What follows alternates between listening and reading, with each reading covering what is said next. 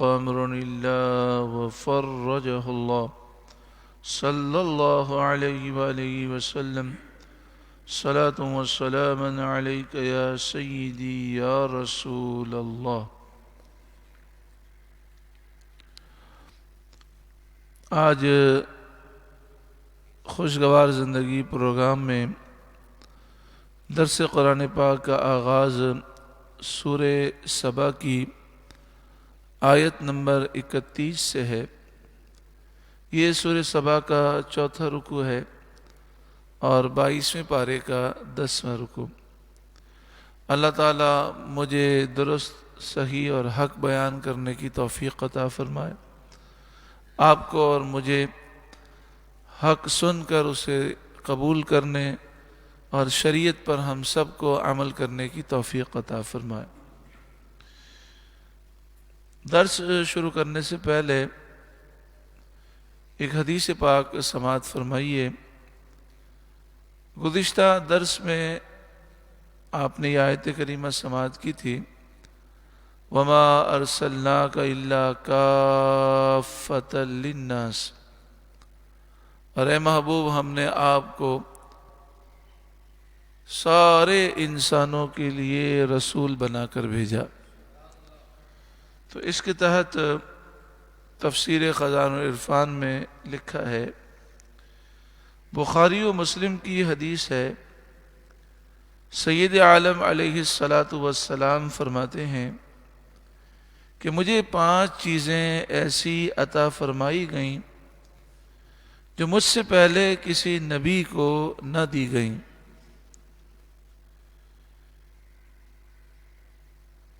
ایک ماہ کی مسافت کے رعب سے میری مدد کی گئی. عام طور پہ ہوتا ہی ہے کہ جب کوئی شخص کسی عظیم شخص کے سامنے آتا ہے تو اس کا رعب اس کے دل میں طاری ہوتا ہے، لیکن اللہ تعالیٰ نے نبی کریم صلی اللہ علیہ وآلہ وسلم کو شان عطا فرمائی کہ دشمن اگر چلنا شروع کرے اور حضور سے بھی دور ہے، 1 مہینے کے فاصلے پر ہے، تو وہ حضور کا رعب اپنے دل میں محسوس کرتا. تو فرمایا 1 ماہ کی مسافت کے رعب سے میری مدد کی گئی. تمام زمین میرے لیے سجدے کی جگہ بنائی گئی اور پاک کی گئی کہ جہاں میرے امتی کو نماز کا وقت ہو نماز پڑھے. پچھلی امتوں میں نماز پڑھنے کے لیے مخصوص جگہ ہوتی تھی اور حضور کی امت کے لیے پوری زمین کو پاک قرار دیا گیا، اور جہاں بھی زمین کا خطہ پاک ہے وہ نماز ادا کر سکتا ہے. فی نفسی تو زمین پاک ہے، لیکن اگر نجاست ہے تو پھر اسے پاک کرنا ہے. یعنی پوری دنیا میں وہ جہاں کہیں بھی نماز ادا کرنا چاہے نماز ادا کر سکتا ہے. میرے لیے غنیمتیں حلال کی گئیں جو مجھ سے پہلے کسی کے لیے حلال نہ تھی. پہلی شریعتوں میں یہ ہوتا تھا کہ جب جنگ ہوتی تھی کافروں سے جو مال غنیمت ملتا تھا اس کا حکم یہ تھا کہ اس مال کو جلا دیا جائے، لیکن نبی کریم صلی اللہ علیہ وآلہ وسلم کے صدقے میں اس امت کے لیے یہ آسانی دی گئی کہ جب وہ جہاد کریں کافروں سے جو مال ملے وہ مال غنیمت ہے اور ان کے لیے حلال ہے. مجھے مرتبہ شفاعت عطا کیا گیا اور انبیاء خاص اپنی قوم کی طرف مبعوث ہوئے تھے اور میں تمام انسانوں کی طرف مبعوث فرمایا گیا. حضور سارے انسانوں کے بھی نبی رسول ہیں، سارے جنات کے بھی، سارے جانوروں درندوں پرندوں ساری مخلوق کے نبی و رسول ہیں.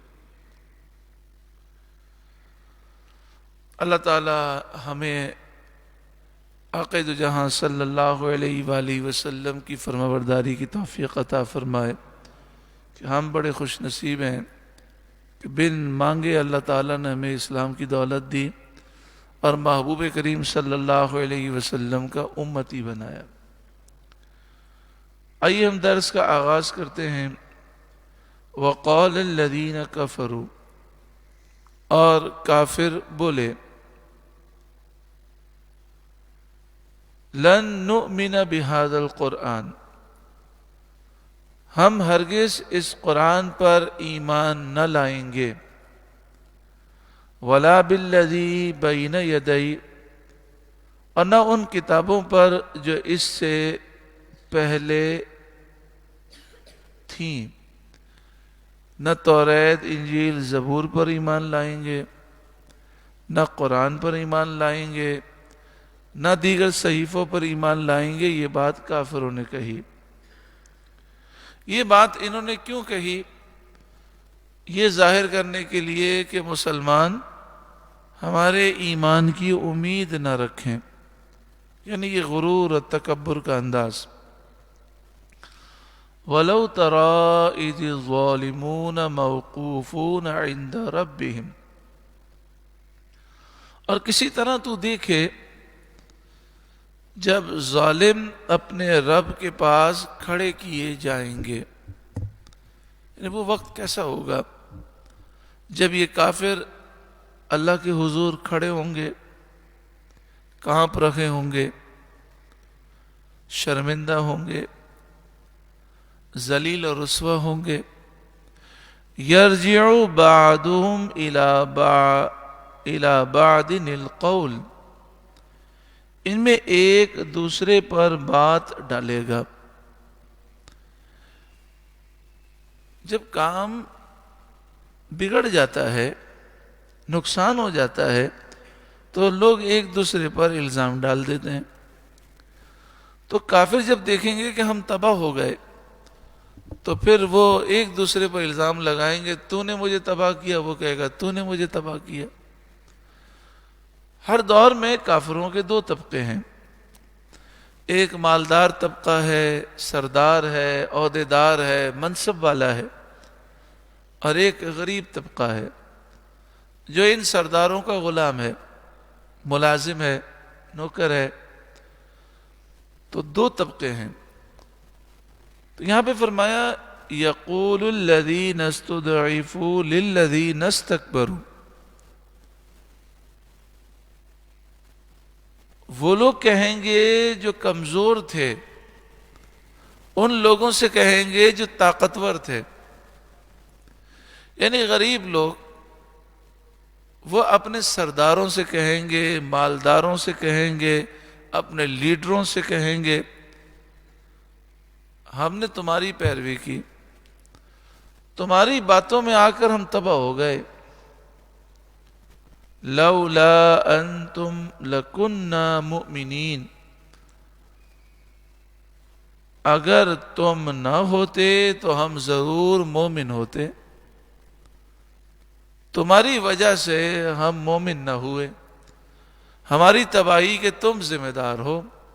غریب طبقہ، کمزور طبقہ مالداروں سے، حکومت والوں سے، لیڈروں سے، چودھریوں سے، نوابوں سے وہ کہے گا، یعنی کافروں میں دو طبقے ہوں گے، تو غریب طبقہ، کمزور طبقہ طاقتوروں کو کہے گا تم نے تباہ کیا۔ قال الذین استکبروا للذین استضعفوا، جو طاقتور ہوں گے وہ کمزوروں سے کہیں گے اَنَحْنُ صَدَدْنَاكُمْ عَنِ الْهُدَى بَعْدَ إِذْ جَاءَكُمْ، کیا ہدایت تمہارے پاس آ گئی اس کے بعد ہم نے تمہیں روکا؟ کیا ہم نے روکا؟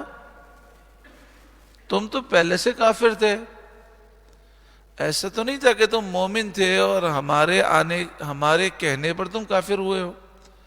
بل کنتم مجرمین، بلکہ تو تم خود ہی مجرم تھے، تم خود ہی اسلام لانا نہیں چاہتے تھے۔ اگر تمہیں اسلام لانے کا شوق ہوتا تو لے آتے۔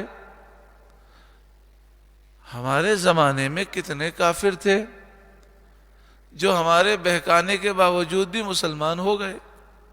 ہم نے تو کئی مسلمانوں کو بہکایا، لیکن وہ تو ہمارے بہکاوے میں نہیں آئے۔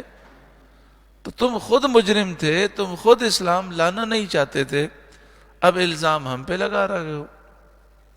وَقَالَ الَّذِينَ اسْتُضْعِفُوا لِلَّذِينَ اسْتَكْبَرُوا، جو کمزور لوگ ہوں گے وہ طاقتوروں سے کہیں گے بل مکر اللیل والنہار، بلکہ رات دن تمہارا فریب تھا.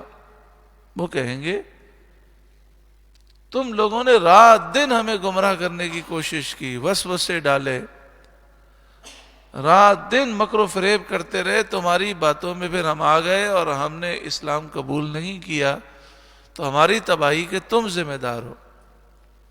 الحمدللہ ہم مسلمان ہیں، لیکن سمجھانے کے لیے ایک مثال دی جاتی ہے. بسا اوقات انسان کو پتہ ہوتا ہے یہ کام غلط ہے، لیکن بیوی بچوں کی وجہ سے کرتا ہے، یا دوست احباب رشتہ داروں کی وجہ سے کرتا ہے. کتنے لوگوں کو معلوم ہے کہ دودھ میں پانی ملانا حرام ہے، مسالے میں لکڑی کا برادہ ملانا حرام ہے، جعلی دوائیں بیچنا حرام ہے، سود کا لینا دینا حرام ہے، رشوت لینا حرام ہے، حرام کمانا یہ تباہی کا باعث ہے. کتنے لوگوں کو پتہ ہے، لیکن وہ سوچتے ہیں کہ بیوی بچوں کے مطالبات ہیں، وہ کہتے ہیں بس، بعض عورتیں ہوتی ہیں نا، وہ کہتی ہیں بس پیسہ چاہیے، آپ ڈاکہ ماریں چوری کریں ہم نہیں جانتے، بس پیسہ چاہیے. نعوذ باللہ من ذالک. تو وہ جانتے بھی ہیں کہ یہ حرام کام غلط ہے، پھر بھی لوگوں کی وجہ سے کرتے ہیں. اچھا، شادی کے موقع پر کئی لوگ ایسے ہیں جن کے ضمیر زندہ ہیں اور وہ جانتے ہیں کہ یہ شادی کے موقع پر جو ہم گناہ کر رہے ہیں یہ سب حرام ہے، یہ تباہ کرنے والی چیزیں ہیں، لیکن کیا کریں، سسرال والے نہیں مان رہے. کبھی کہتے ہیں ہمارے والد صاحب کی خواہش ہے، تو کبھی کہتے ہیں ہماری نانی کہہ رہی ہیں. تو رشتہ داروں کی وجہ سے بہت سے لوگ گناہ کرتے ہیں. اب بتائیے اگر رشتہ داروں کی وجہ سے گناہ کیے اور تباہی بربادی آئی تو اس کا ذمہ دار کون ہوگا؟ یقیناً ہم بھی ہوں گے اور ہمیں تباہ کرنے والے بھی ہوں گے. تو ہمیں لوگوں کی وجہ سے اپنے آپ کو تباہ نہیں کرنا چاہیے. اِذْ تَأْمُرُونَنَا أَن نَكْفُرَ بِاللَّهِ، کمزور لوگ طاقتوروں سے کہیں گے، یعنی کمزور کافر طاقتور کافر سے کہیں گے تمہارا دن رات مکر و فریب تھا، جب تم ہمیں حکم دیتے تھے کہ ہم اللہ کا انکار کریں، وَنَجْعَلَ لَهُ أَنْدَادًا، اور اللہ کے لیے شریک بنائیں. تم ہمیں کہتے تھے بتوں کی پوجا کرو، ہم تمہاری باتوں میں آ گئے. وَأَسَرُّ النَّدَامَةَ، دونوں گروہ، چاہے کافر سردار ہوں چاہے کمزور کافر ہوں، کل بروز قیامت وَأَسَرُّ النَّدَامَةَ، دل ہی دل میں پچھتانے لگیں گے، شرمندہ ہوں گے، افسوس کریں گے. لَمَّا رَأَوُا الْعَذَابَ، جب وہ عذاب دیکھیں گے. وَجَعَلْنَا الْأَغْلَالَ فِي أَعْنَاقِ الَّذِينَ كَفَرُوا، اور ہم کافروں کی گردنوں میں آگ کے توق ڈال دیں گے، آگ کے توق گردنوں میں ڈالیں گے. هَلْ يُجْزَوْنَ إِلَّا مَا كَانُوا يَعْمَلُونَ، وہ کیا بدلہ پائیں گے مگر وہی جو کچھ وہ کرتے تھے. ان تمام آیات سے ہمیں یہ درس دیا گیا، ہمیں اپنی قبر میں جانا ہے، آخرت میں اللہ کو جواب دینا ہے. کسی کی خاطر اپنی قبر اور آخرت کی زندگی کو برباد نہ کریں، کوئی کام نہیں آئے گا. ایک نہ ایک دن مرنا ہے، اچانک موت کا شکار ہو جائیں گے. کتنے ایسے لوگ ہیں، کتنے ایسے لوگ ہیں کہ جو اچانک دنیا سے چلے گئے. آئے دن جوان جوان ہارٹ فیل کی وجہ سے چلے جاتے ہیں اچانک. تو ایک نہ ایک دن ہمیں بھی جانا ہے. زندگی ایک ہی دفعہ ملی ہے، دوبارہ تو آنا نہیں ہے دنیا میں. تو لوگوں کی وجہ سے اپنا نقصان نہ کریں. جب کاروبار کا وقت ہوتا ہے، کاروبار عروج پر ہوتا ہے، گاہک آ رہے ہوتے ہیں، تو ہمارا کوئی رشتہ دار یا دوست دکان میں آ کر کہ یار بیٹھو نا گپ شپ مارو، تو ہم کیا کہتے ہیں؟ ابھی ٹائم نہیں ہے، ابھی کاروبار کا ٹائم ہے، ناراض مت ہونا. ہم اس کی وجہ سے اپنا کاروبار خراب نہیں کرتے. تو یہ جو ہماری زندگی ہے یہ کمانے کی زندگی ہے. تو لوگوں کی وجہ سے نیکیوں سے دور نہ ہو، نیکیاں کما لیں اور رب کو راضی کر لیں، کیونکہ ان قریب دنیا سے جانا ہے. وَمَا أَرْسَلْنَا فِي قَرْيَةٍ مِّن نَذِيرٍ، اور جب ہم نے کبھی کسی شہر میں کوئی ڈر سنانے والا بھیجا، إِلَّا قَالَ مُتْرَفُوهَا، وہاں کے امیروں نے یہی کہا. پہلے ہے وما ارسلنا، ماں کے معنی نہیں ہے، پھر اللہ ہے، اللہ کے معنی مگر ہے. ماں کے بعد اللہ آ جائے تو حصر کے معنی ہے. یعنی جب کبھی ہم نے کسی بستی میں نبی بھیجا، رسول بھیجا، تو رسولوں نبیوں کے مقابلے میں مالدار لوگ آئے. تو جب انسان کے پاس ہدایت نہ ہو تو مال اس کے لیے مصیبت ہے. مال بہت بڑا حجاب ہے. غریب آدمی عام طور پر اسلام کے آگے کھڑا نہیں ہوتا. لیکن آج دیکھ لیجئے ڈیفنس میں، کلفٹن میں رہنے والے یا کسی بھی جگہ پہ رہتے ہوں لیکن مالدار ہیں، کروڑ پتی ہیں، ارب پتی ہیں، کھرب پتی ہیں، عہدہ ہے، منصب ہے. اب اگر وہ دین سے دور ہیں تو وہ کتنا اکڑ اور کتنا غرور ہوتا ہے. تو ہر دور میں ایسا ہوا کہ ایسے لوگ غرور اور تکبر کا شکار ہوئے اور دین کے سامنے کھڑے ہو گئے، دین کے مقابلے کے لیے، دین سے مقابلہ کرنے کے لیے کھڑے ہو گئے. اِنَّا بِمَا أُرْسِلْتُمْ بِهِ كَافِرُونَ. تو مالداروں نے یہ کہا، امیروں نے یہ کہا، نبیوں سے کہا تم جو لے کر بھیجے گئے ہم اس کا انکار کرنے والے ہیں. ان نبیوں سے کہا آپ کو جو بھی اللہ نے دیا ہے ہم اس کو نہیں مانتے. نعوذ باللہ من ذالک. غرور کس بات پر تھا؟ وقالو. آج بھی کافروں کو، ظالموں کو غرور کس بات کا ہے؟ دولت کا، اولاد کا. وقالو، اور وہ بولے، نحن اکثر اموالا و اولادا، ہمارے پاس مال بھی زیادہ ہے، اولاد بھی زیادہ ہے. وما نحن بمعذبین، ہم پر عذاب نہیں ہوگا. مطلب کیا اولاد اور مال اللہ کے عذاب کا مقابلہ کر سکتا ہے؟ کیا مال سے مقابلہ ہو سکتا ہے؟ مفسرین نے فرمایا مطلب یہ ہے، وہ یہ سمجھتے تھے کہ اللہ نے ہمیں مال اس لیے دیا ہے کہ اللہ ہم سے راضی ہے. اگر ہم جو کام کر رہے ہیں یہ غلط ہوتا تو اللہ تعالی ہمیں اتنی نعمتیں کیوں دیتا؟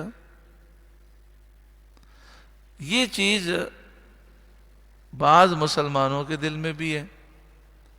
حرام کما رہے ہیں، غلط کام کر رہے ہیں تو دل میں خیال آتا ہے اگر ہم غلط ہوتے تو پھر حج پہ کیوں جاتے؟ اتنے عمرے کر رہے ہیں، ہر سال رمضان میں عمرے پہ جا رہے ہیں. اگر اللہ اور اس کے رسول ناراض ہوتے، ہم کام غلط کر رہے ہوتے تو بلاوا کیسے آتا؟ جناب اتنی نعمتیں کیسے مل جاتی؟ اتنے کاروبار میں ترقی کیسے ہو جاتی؟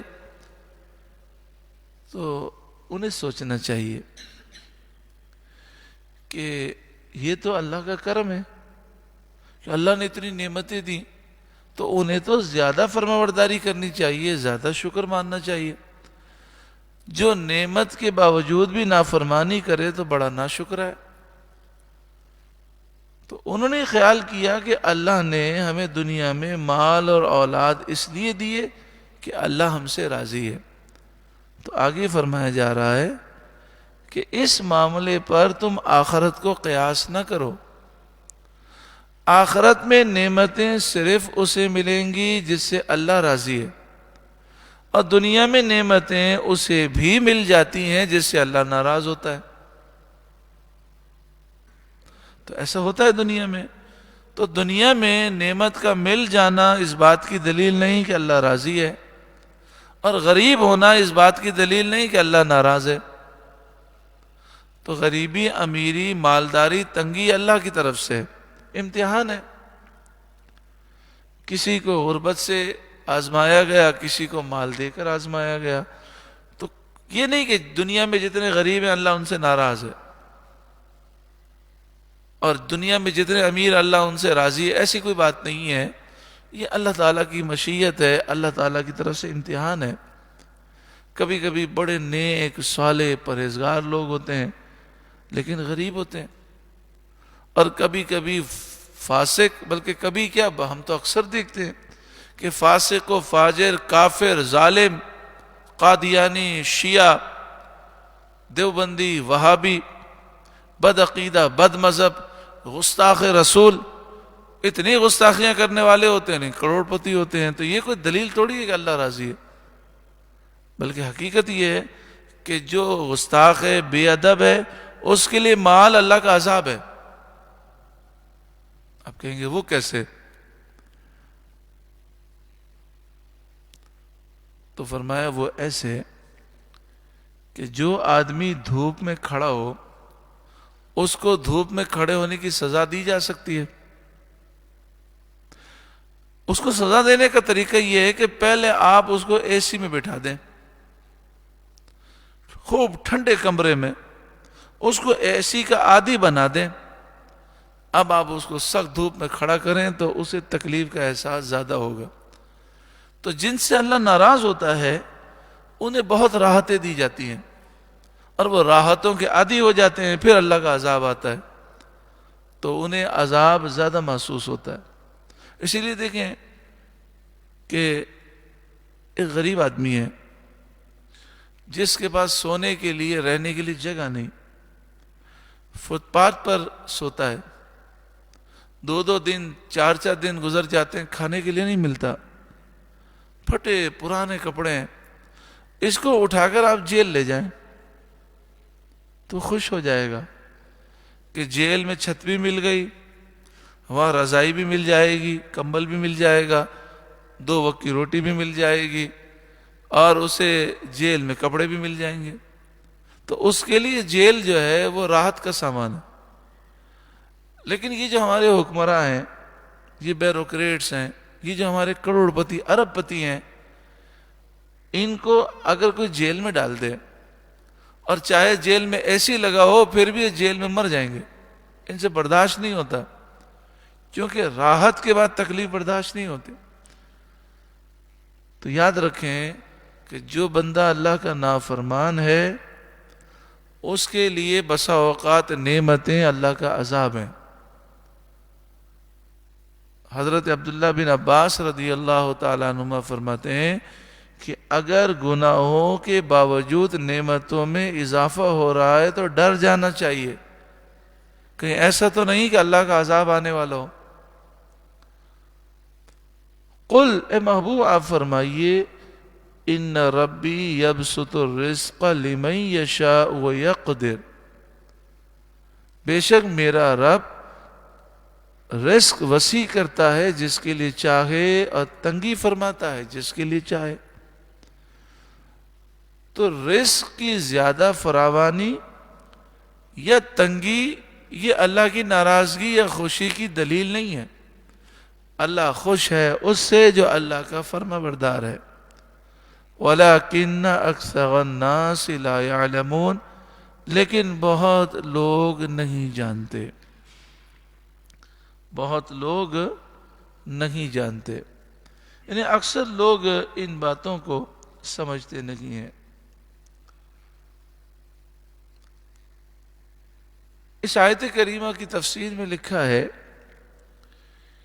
کہ دو شخص مل کر بزنس کرتے تھے، تجارت کرتے تھے۔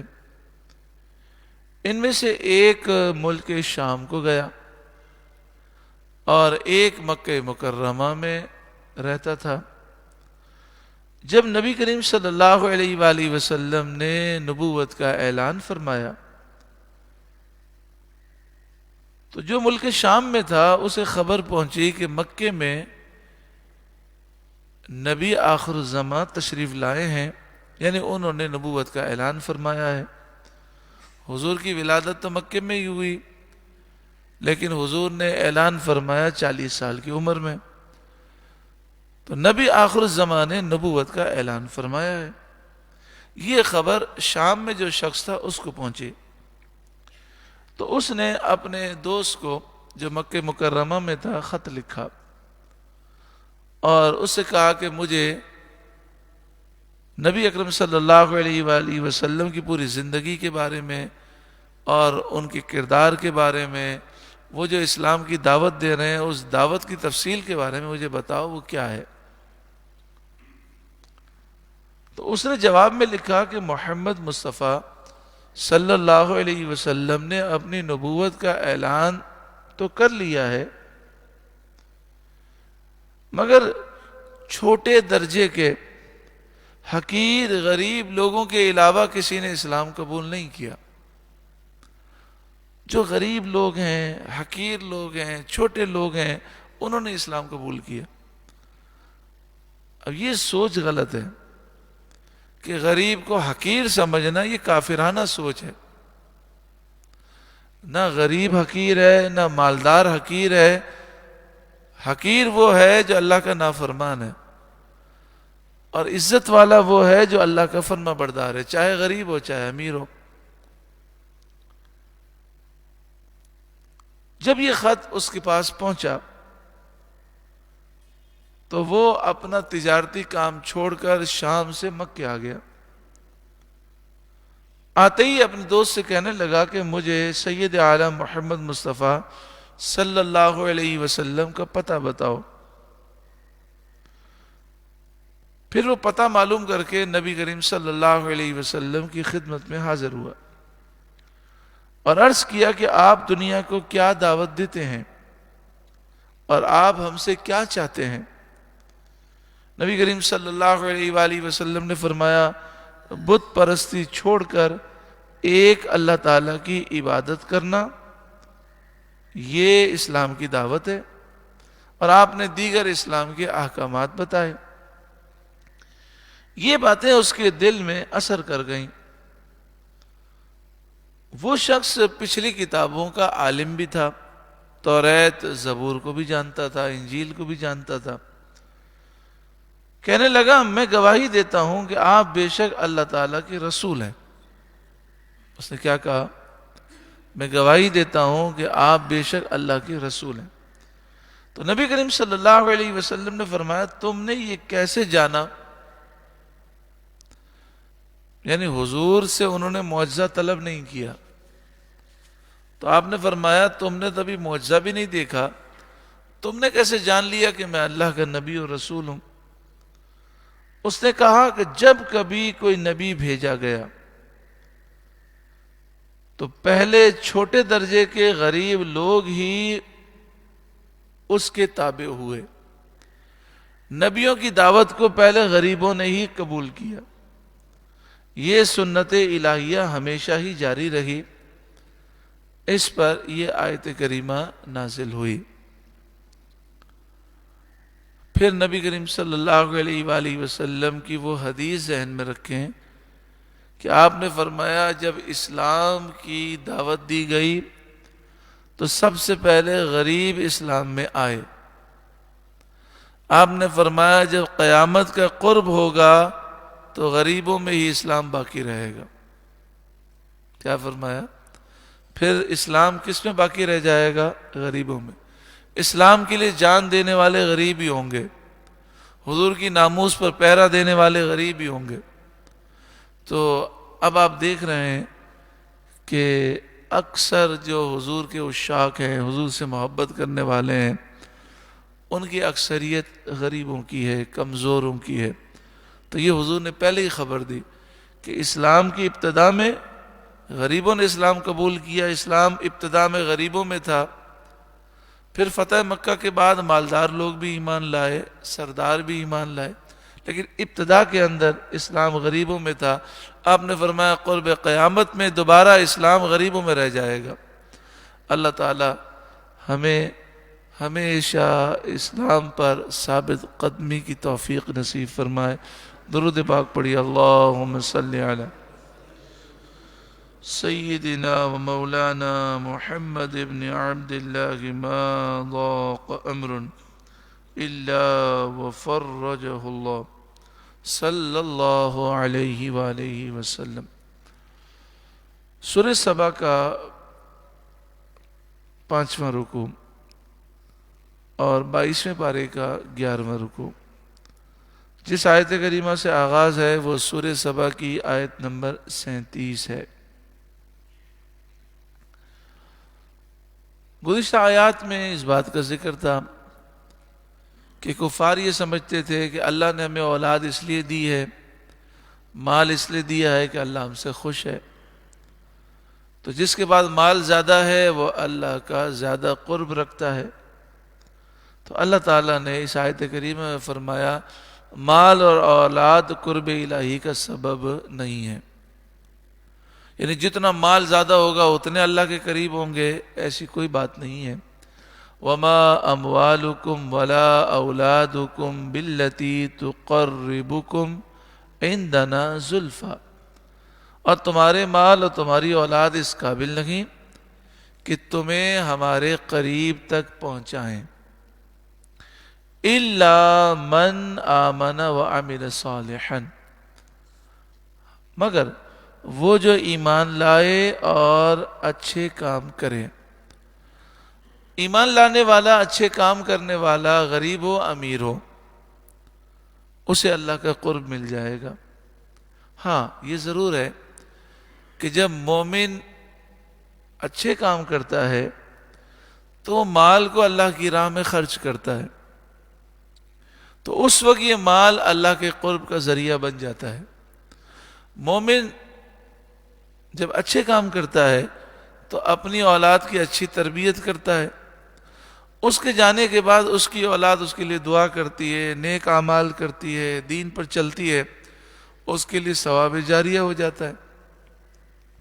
تو یہ اولاد بھی اس کے لیے اللہ کے قرب کا ذریعہ بن جاتی ہے۔ فَأُولَئِكَ لَهُمْ جَزَاءُ الضِّعْفِ، دعا فرمائیں اللہ تعالیٰ نے جو ہمیں مال دیا ہمیں خوب اس کی راہ میں خرچ کرنے کی توفیق عطا فرما، اور اللہ تعالیٰ ہمیں بھی نیک بنائے، ہماری اولاد کو بھی نیک بنائے، ہمیں اپنی اولاد کی صحیح تربیت کرنے کی توفیق عطا فرمائے۔ تربیت وہ کر سکتا ہے جس کی اپنی تربیت ہو، تو اللہ تعالیٰ ہماری بھی اصلاح فرمائے، ہماری اولاد کی بھی اصلاح فرمائے۔ فَأُولَئِكَ لَهُمْ جَزَاءُ الضِّعْفِ بِمَا عَمِلُوا، ان کے لیے کئی گنا صلہ ہے ان کے عمل کا بدلہ، یعنی انہوں نے جو عمل کیا اللہ تعالیٰ کئی گنا زیادہ صلہ عطا فرمائے گا۔ مثلا ہم مزدوری کرتے ہیں، 10 گھنٹے مزدوری کرتے ہیں تو ایک دہاڑی ملتی ہے، 500 روپے، 1000 روپے، 2000 روپے مل جائیں گے۔ لیکن اللہ تعالیٰ کتنا کریم ہے، چھوٹا سا کام نیک کرتے ہیں اللہ کی بارگاہ میں قبول ہو جاتا ہے، دنیا اور آخرت کی بے حساب نعمتیں مل جاتی ہیں چھوٹے سے کام میں۔ تو کام تو چھوٹا سا ہے، محنت بھی چھوٹی سی ہے، تھوڑی سی ہے، مگر اللہ بے حساب عطا فرماتا ہے۔ تو اس میں ضروری ہے کہ اخلاص ہو، ہم جتنا کام پہ زور دیتے ہیں اس سے زیادہ اخلاص پہ زور دیں۔ اللہ مجھے بھی اخلاص عطا فرمائے، آپ کو بھی اخلاص عطا فرمائے۔ کام ہو محض اللہ کی رضا کے لیے، بس مقصد یہ ہو اللہ راضی ہو جائے۔ وَهُمْ فِي الْغُرُفَاتِ آمِنُونَ، اور وہ جنت کے بالا خانوں میں امن و امان سے ہوں گے، جنت میں محلات میں ہوں گے۔ وَالَّذِينَ يَسْعَوْنَ فِي آيَاتِنَا مُعَاجِزِينَ، اور وہ جو ہماری آیتوں میں ہمیں ہرانے کی کوشش کرتے ہیں، یعنی وہ سمجھتے ہیں کہ یہ پروپیگنڈا کر کے قرآن کے خلاف باتیں کر کے اسلام کو شکست دے دیں گے، وہ اسلام کو شکست نہیں دے سکتے۔ مجھے اس آیت پر امیر المجاہدین کی وہ بات یاد آتی ہے۔ دیکھیں کافروں کا مقابلہ رسول اللہ سے تھا، صحابہ اور اہل بیت سے تھا، کافروں کا مقابلہ اولیاء سے رہا، صالحین سے رہا۔ کافروں نے قرآن کا مقابلہ کیا، اسلام کا مقابلہ کیا، لیکن ناکام ہوئے۔ لیکن اللہ تعالیٰ نے یہ فرمایا جو ہم سے مقابلہ کرتے ہیں، تو در حقیقت کافر کس سے مقابلہ کر رہے ہیں؟ اللہ سے، اور اللہ سے کوئی مقابلہ کر نہیں سکتا۔ یہی امیر المجاہدین فرماتے کہ ہمارے خلاف جو کھڑا ہے وہ اس لیے کھڑا ہے کہ ہم اللہ کے دین کی بات کرتے ہیں، تو اس کا ہم سے مقابلہ نہیں اللہ سے مقابلہ ہے، اور اللہ سے کوئی مقابلہ کر نہیں سکتا، لہذا یہ ضرور شکست کھائیں گے اور غیبی مدد ضرور آئے گی اور اللہ کا دین ضرور بلند و بالا ہوگا۔ اولئک فی العذاب محضرون، وہ عذاب میں لا دھرے جائیں گے، وہ عذاب میں حاضر کیے جائیں گے جو اسلام کا مقابلہ کرنے کی کوشش کرتے ہیں۔ قل، اے محبوب آپ فرمائیے، ان ربی یبسط الرزق لمن یشاء من عبادہ، بے شک میرا رب رزق وسیع فرماتا ہے اپنے بندوں میں سے جس کے لیے چاہے، وَيَقْدِرُ لَهُ، اور تنگی فرماتا ہے جس کے لیے چاہے۔ اللہ رب العالمین جس کے لیے چاہے روزی جتنی عطا فرمائے، جو تقدیر میں لکھا ہے وہ ضرور ملنا ہے۔ اللہ کی رضا پہ بندہ راضی رہے، پریشان ہونے سے کوئی فائدہ نہیں۔ ہمارا ٹینشن، ہماری فکریں، ہماری پریشانیاں، ناشکری چیزوں کو بدل نہیں سکتی۔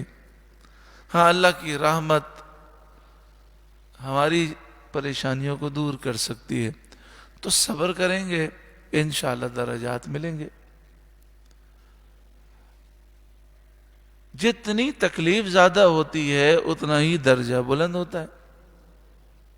مثلا ہم بلڈنگ پہ چڑھنا شروع کریں تو ایک منزل چڑھیں گے تکلیف ہوگی، لیکن اگر 5 منزلہ چڑھیں گے تو زیادہ تکلیف ہوگی۔ لیکن آپ دیکھیں ایک منزل چڑھنے کی تکلیف کم ہے، 5 کی زیادہ ہے، لیکن تکلیف جتنی زیادہ ہوگی اتنے ہی ہم بلند ہو جائیں گے۔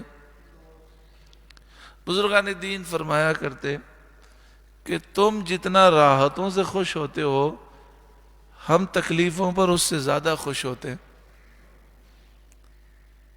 وہ کیسے؟ تو اس کی ایک مثال دی گئی۔ 2 مزدور ہیں، وہ اڈے پر جاتے ہیں تاکہ مزدوری ملے۔ ایک مزدور کو مزدوری نہیں ملتی، پورا دن وہ اڈے پر بیٹھ کر آرام کرتا ہے، کھاتا پیتا ہے، پنکھوں میں بیٹھتا ہے، اور ایک کو مزدوری مل جاتی ہے، 10 گھنٹے سخت گرمی میں دھوپ میں کام کرتا ہے۔ اب بتائیے ایک نے تو آرام سے ٹھنڈے پنکھوں میں کھاتے پیتے ہوئے پورا دن گزارا، وہ خوش ہے کہ جسے مزدوری ملی وہ خوش ہے؟ جسے کام ملا وہ خوش ہے؟ کیوں؟ وہ تو 10 گھنٹے سخت دھوپ میں کام کرتا رہا، کیونکہ اسے پتا ہے کہ اس 10 گھنٹے کے بعد مجھے جو دیہاری ملے گی وہ اتنی ملے گی۔ تو بزرگان دین تکلیفوں میں خوش کیوں ہوتے تھے؟ وہ جانتے تھے اس تکلیف کے بعد اللہ ہمیں یہ انعام عطا فرمائے گا، تو اس مزدوری اور اس صلے کو دیکھ کر وہ تکلیف کو راحت سمجھتے تھے۔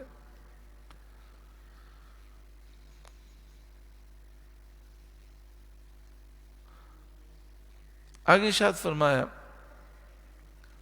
وَمَا أَنفَقْتُم مِّن شَيْءٍ فَهُوَ يُخْلِفُ، اور جو چیز تم اللہ کی راہ میں خرچ کرو وہ اس کے بدلے میں اور دے گا، وہ اس کے بدلے میں اور دے گا۔ بخاری اور مسلم کی حدیث میں ہے،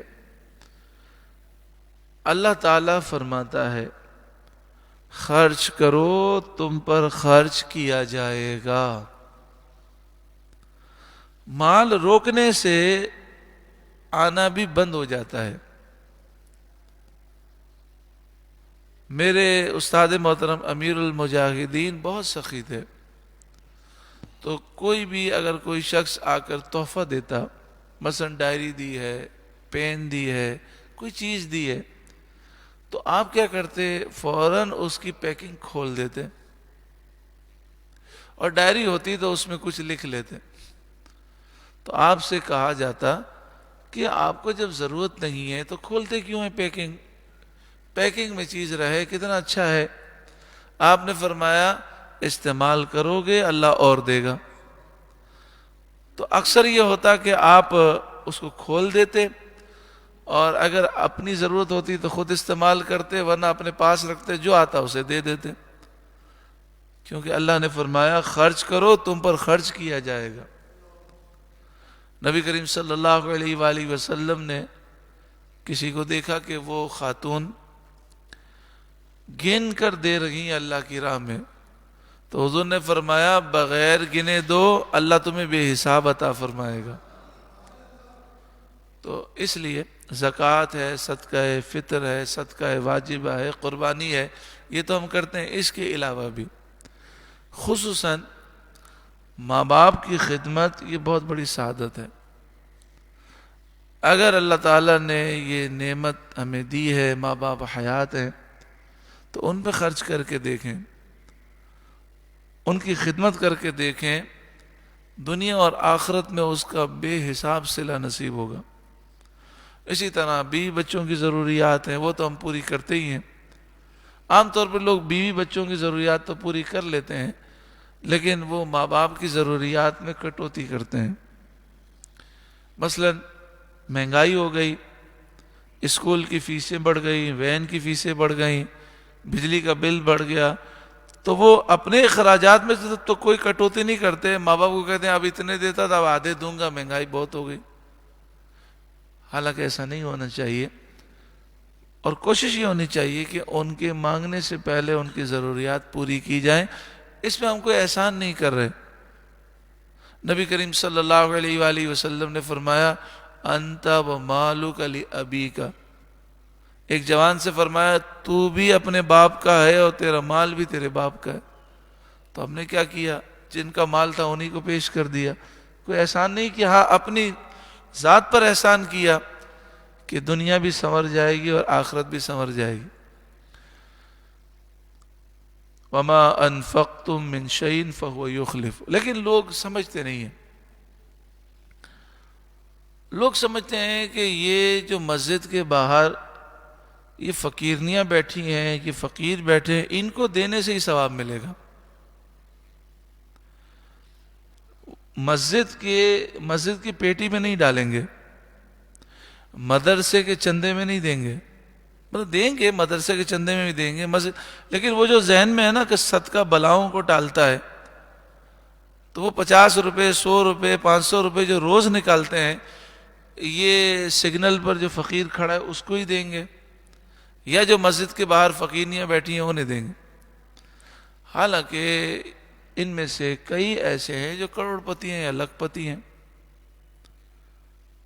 ہم سے زیادہ بسا اوقات ان کے بعد دولت ہوتی ہے، اور بھیک مانگنا ان کا پیشہ ہے۔ شرعی مسئلہ یہ ہے کہ بھیک مانگنا یہ حرام ہے، اور ایسے شخص کو بھیک دینا بھی حرام ہے، اسے ثواب نہیں ملتا۔ صرف وہ شخص بھیک مانگ سکتا ہے جس کے پاس کھانے کے لیے نہیں ہے، تو آج کے کھانے کے لیے بھیک مانگ سکتا ہے۔ جس کے پاس لباس نہیں ہے پہننے کے لیے، تو آج لباس کے لیے بھیک مانگ سکتا ہے، لیکن لباس مل گیا تو اب دوسرے لباس کا سوال نہیں کر سکتا۔ آج کا کھانا مل گیا تو کل کے کھانے کا سوال نہیں کر سکتا. بچہ بیمار ہے اور پیسے نہیں ہیں تو علاج کا سوال کر سکتا ہے، لیکن آپ ان سے پوچھیں جی کیا ضرورت ہے آپ کو، وہ کہیں گے کھانا نہیں ہے. آپ کھانا دیں پھر بھی سگنل پہ ہی کھڑے ہیں. تو جب کھانا مل گیا تو اب کیوں مانگ رہا ہے، اس کا سوال کرنا حرام ہے. نبی کریم صلی اللہ علیہ وآلہ وسلم نے فرمایا جس کے پاس ایک دن کا کھانا ہے، ایک دن کا لباس موجود ہے، وہ سوال کرتا ہے تو انگاروں کا سوال کرتا ہے، چاہے کم کا سوال کرے چاہے زیادہ کا کرے. تو یہ جو پیشہ ور بھکاری، ان کو دینے سے ثواب تو ملتا نہیں ہے بلکہ الٹا گناہ ہے، کیونکہ ہم گناہ میں ان کے ساتھ تعاون کر رہے ہیں. لیکن لوگ نہیں سمجھتے. پڑھے لکھے سمجھدار دیندار لوگ بھی فجر کی نماز سے باہر نکلیں گے تو مسجد، اور ایسے ایسے لوگ ہیں.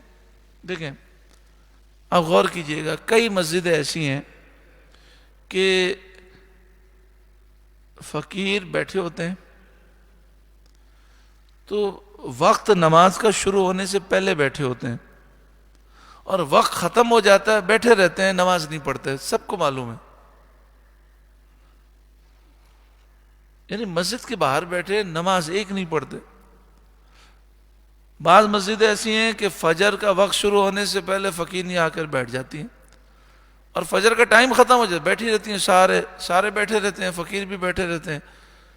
حالانکہ کفر و شرک کے بعد سب سے بڑا گناہ نماز نہ پڑھنا ہے. تو سفید پوش لوگ ہیں ان کو دینا، جو ڈرائیور ہیں، جو چوکیدار ہیں، جو ٹھیلے والے ہیں، آپ کو 50 روپے دینے ایسے ہی دے دیں ان کو، تو ان کی کتنی دعا لگے گی. وہ بھیک تو نہیں مانگتے، وہ بھیک نہیں مانتے، وہ محنت مزدوری کرتے ہیں. اگر ان کو ہم سودا لیتے ہوئے 50 روپے اوپر دے دیں تو یہ ثواب بھی ملے گا اور ہماری انشاءاللہ بلائیں دور ہوں گی. لیکن لوگوں کا ذہن نہیں بنتا. جتنی بھی آپ تقریر کر لیں وہ پھر نکل کر باہر فقیروں کو ہی دے رہے ہوتے ہیں. اور یہ پوری مافیا ہے، اور یہ باتیں مجھ سے زیادہ آپ جانتے ہیں. پوری مافیا ہے، لاکھوں کروڑوں اربوں روپے کا بزنس ہے. ہمارے ایک دوست ہیں، وہ ہوٹل سے کھانا کھا کے باہر نکلے. یہ واقعہ میں نے پہلے بھی سنا ہے. باہر نکلے تو ایک بابا جی بھیک مانگ رہے تھے. انہوں نے کہا بابا جی بھیک نہیں مانگے، گناہ ہے، آپ محنت کریں کمائیں. تو وہ کہنے لگے اس بڑھاپے میں مجھے نوکری کون دے گا. تو وہ کہتے ہیں میں نے کہا آپ میری فیکٹری میں آ جائیں، یہ میرا کارڈ لیں، میں آپ کو جتنا عام مزدور کو میں دیتا ہوں اس سے ڈبل آپ کو دوں گا. کہتے ہیں دوسرے دن وہ آ گیا میری دکان اس پہ فیکٹری میں. مجھ سے کہنے لگا کیا کام دیں گے.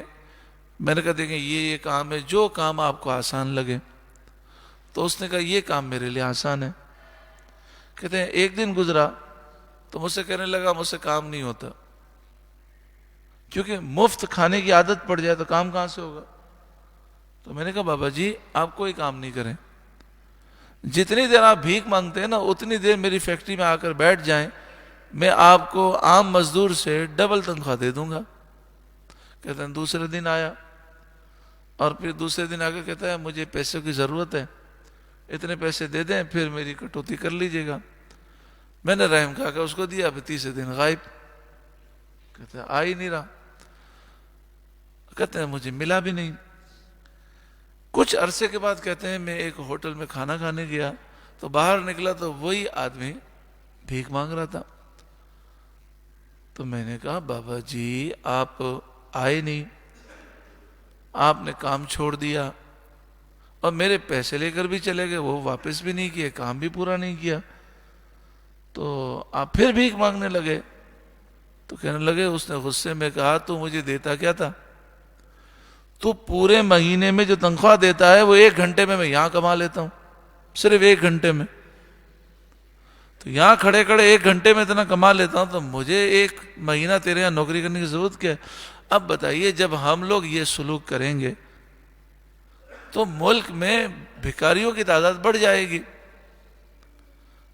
اور ملک بھکاریوں سے نہیں چلتا، ملک کام کرنے والوں سے چلتا ہے۔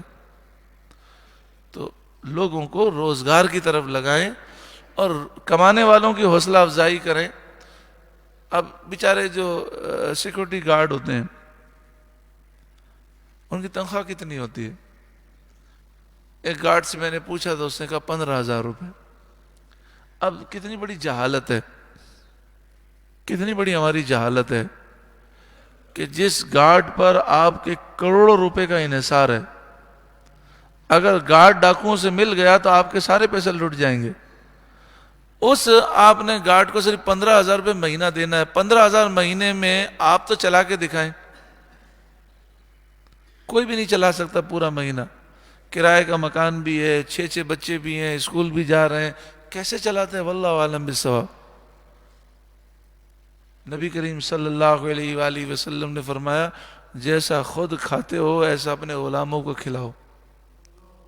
تو کیا جو ہم خود کھاتے ہیں ایسے ہمارے نوکر ملازمین کھا سکتے ہیں؟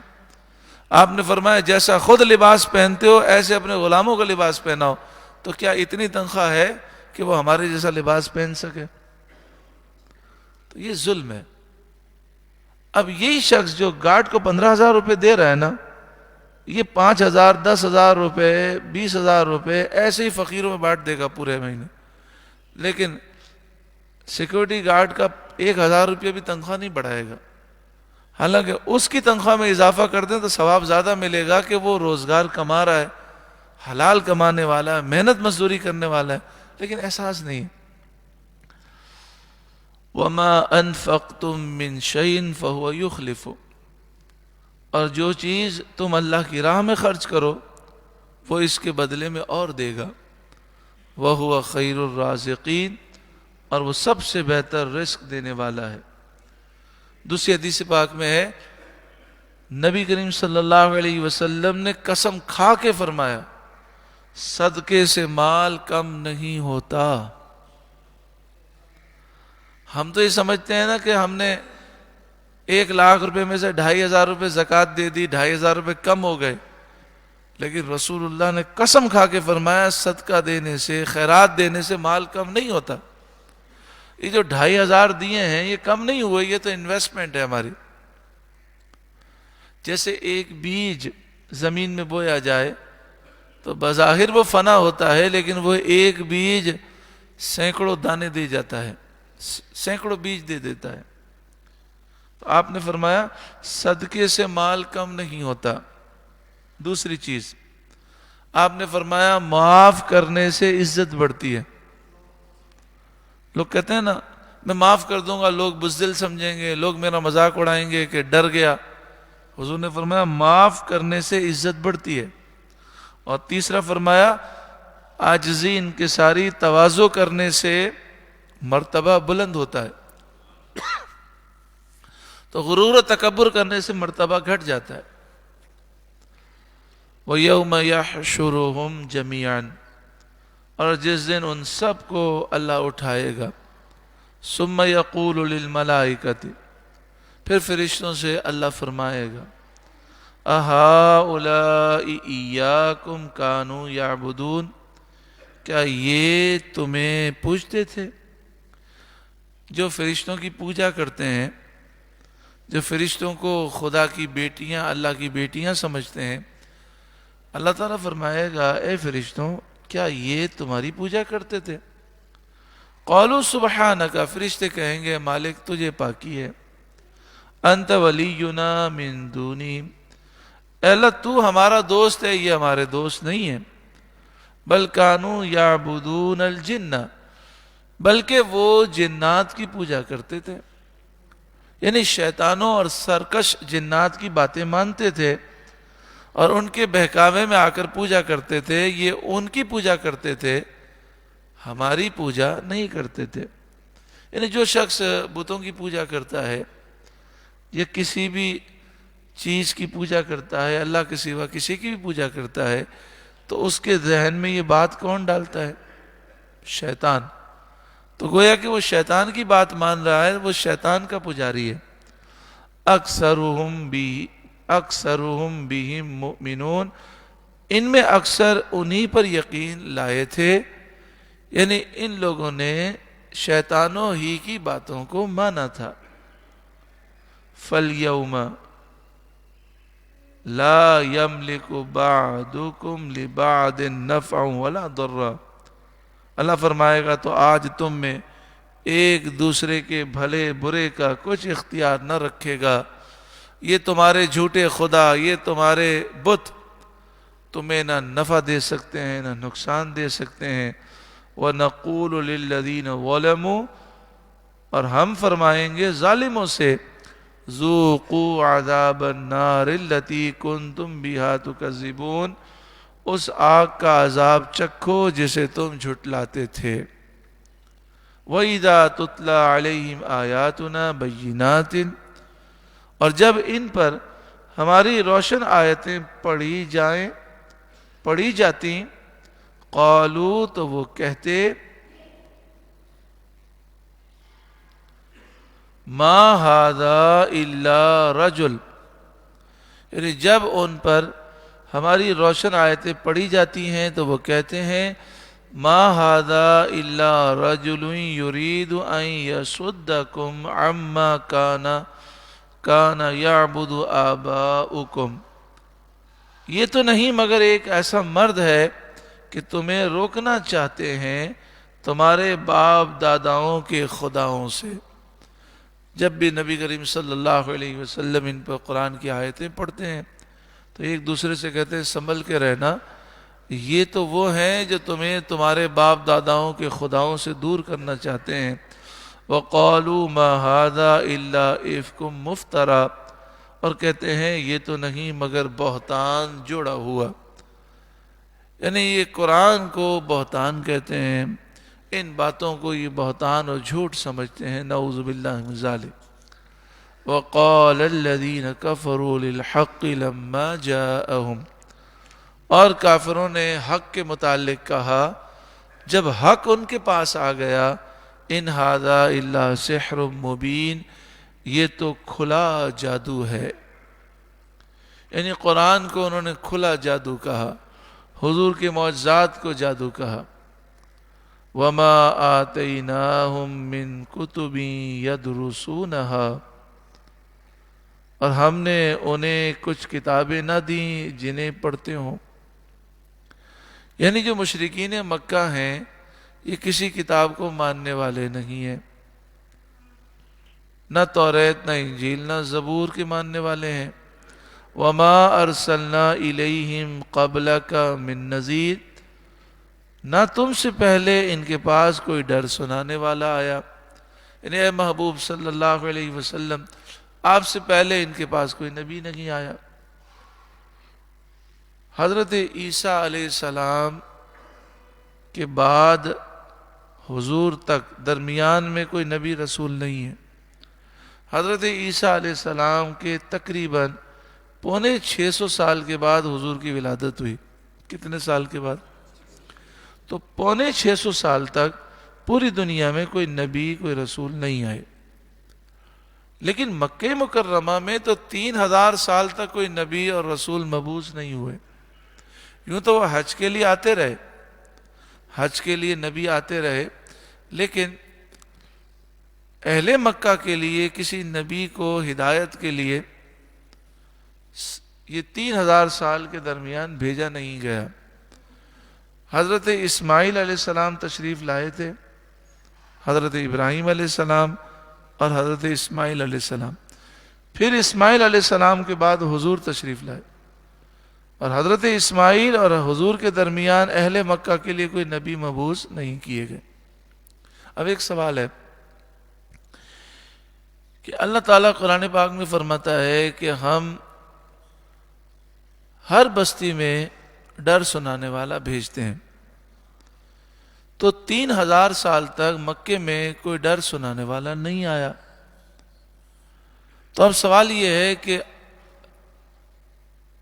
اللہ تعالیٰ نے دوسرے مقام پہ تو فرمایا ہر بستی میں ڈر سنانے والا بھیجتے ہیں، تو فرمایا اس کا مطلب یہ ہے کہ جن بستیوں میں نبی آتے ہیں ان نبی سے فیض لے کر مبلغین ڈر سنانے کے لیے نبی کا نائب بن کر جاتے ہیں. تو یوں تو مکے میں نبیوں کے نائب آتے رہے، یعنی جو اہل کتاب تھے، جو زبور کو مانتے تھے، توریت کو مانتے تھے، انجیل کو مانتے تھے، جو صاحب تقوی تھے، جو سارے نبیوں پر ایمان رکھتے تھے، مومنین تھے، وہ لوگوں کو حق بات بتاتے رہے. لیکن بات یہ ہو رہی ہے کہ مکے میں خاص اہل مکہ کی ہدایت کے لیے اللہ نے اتنے سالوں میں کوئی نبی مبعوث نہیں فرمایا. تو اب سوال یہ ہے کہ جب 3000 سال ہو گئے تو 3000 سال پہلے تو اہل مکہ وہ بت پرست نہیں تھے، وہ تو حضرت ابراہیم علیہ السلام اور حضرت اسماعیل علیہ السلام کی تعلیمات پہ چلنے والے تھے، مومنین تھے. تو جب کوئی نبی رسول اس درمیان آئے نہیں، کوئی کتاب ان کو ملی نہیں، تو یہ بت پرستی کس نے سکھائی ان کو؟ ان کے پاس یہ کیا دلیل ہے کہ یہ بت اللہ ہے، خدا ہے یا معبود ہیں؟ کوئی دلیل نہیں. تو یہ بغیر دلیل کے پوجا کرتے ہیں، صرف من گھڑت خیالات کی وجہ سے. وَكَذَّبَ الَّذِينَ مِن قَبْلِهِمْ، اور ان سے پہلے لوگوں نے بھی جھٹلایا. وَمَا بَلَغُوا مِعْشَارَ مَا آتَيْنَاهُمْ، اور یہ اس کے 10ویں کو بھی نہ پہنچے جو ہم نے انہیں دیا تھا. یعنی جو پہلے لوگ 2,000 سال کی عمر پاتے تھے، بڑی تندرستی ہوتی، بڑی طاقت ہوتی، اور زمین میں مخلوق بھی کم تھی، انسان کم تھے، تو وسیع اور عریض باغات پر اور نہروں پر اور جنگلات پر انہیں قدرت حاصل تھی. تو اس دور کے جو کافر ہیں وہ یہ طاقت تو نہیں رکھتے. ہر دور میں طاقت کم سے کم ہوتی جا رہی ہے. اب دیکھیں، آج سے 40 سال پہلے، 30 سال پہلے اتنی بیماریاں نہیں تھیں، اتنی کمزوریاں بھی نہیں تھیں. اب تو ذرا سی ہوا چلے تو بیمار ہو جاتے ہیں، ذرا سی کوئی چیز غلط کھا لیں تو ہاضمہ خراب. حالانکہ مجھے یاد ہے بچپن میں ہم کسی کے متعلق سنتے تھے نا، وہ کلینک گیا تو پریشان ہو جاتے تھے، ڈاکٹر کے پاس گیا کیا ہو گیا. یعنی عام طور پر ہر چیز کا علاج لوگ گھر پہ ہی کر لیتے تھے، اور وہ علاج بھی خوراک سے ہو جاتا تھا. اگر کوئی کلینک جاتا یا کبھی جو ہے وہ ہاسپٹل جاتا یا ایک دن کے لیے ایڈمٹ ہو جائے تو لوگ کہتے پتہ نہیں کیا ہو گیا. لیکن اب تو یہ معمول ہو گیا. اچھا، پہلے ڈاکٹر جب آپ ڈاکٹر کے پاس جاتے تھے، ڈاکٹر دور سے دیکھ کر پہچان جاتا تھا اس کو کیا بیماری ہے. اب تو پتہ نہیں کس قسم کے ڈاکٹر ہیں کہ اگر کوئی جائے جناب مجھے بخار ہے تو کہتے ہیں پتہ نہیں کون سا بخار ہے، چلو یہ ٹیسٹ کی فہرست ہے، یہ 12 ٹیسٹ کرا لو، پھر پتہ چلے گا بخار کس قسم کا ہے. ایک بندہ مجھے ملا آغا خان میں، اس نے کہا میرے سر میں درد ہے، 30 ٹیسٹ میں کروا چکا ہوں، ابھی تک ڈاکٹروں کو یہ پتہ نہیں چلا میرے سر میں درد کیوں ہے. تو جیسے جیسے وقت گزرتا جا رہا ہے ہم کمزور سے کمزور ہوتے جا رہے ہیں. تو جو طاقتور تھے وہ رب کے عذاب کا مقابلہ نہ کر سکے تو ہم کیسے کریں گے؟ ہمیں رب کی بارگاہ میں جھک جانا چاہیے. فرمایا وَمَا بَلَغُوا مِعْشَارَ مَا آتَيْنَاهُمْ، اور یہ اس کے 10ویں کو بھی نہ پہنچے جو ہم نے انہیں دیا تھا. یعنی 10% بھی ان میں یہ طاقت نہیں ہے جو ان کے پاس طاقتیں تھیں. فَكَذَّبُوا رُسُلِي، پھر انہوں نے میرے رسولوں کو جھٹلایا. فَكَيْفَ كَانَ نَكِيرٌ، تو کیسا ہوا میرا انکار کرنا، یعنی پھر انکار کرنے کی وجہ سے کیسا عذاب آیا. تو اے کافروں، تم بھی اللہ کے غضب سے بچ نہیں سکو گے. جتنا بھی انسان طاقتور ہو، جب موت اسے پکڑتی ہے تو بے بس ہو جاتا ہے. اللہ تعالی ہمیں توبہ کی توفیق عطا فرمائے.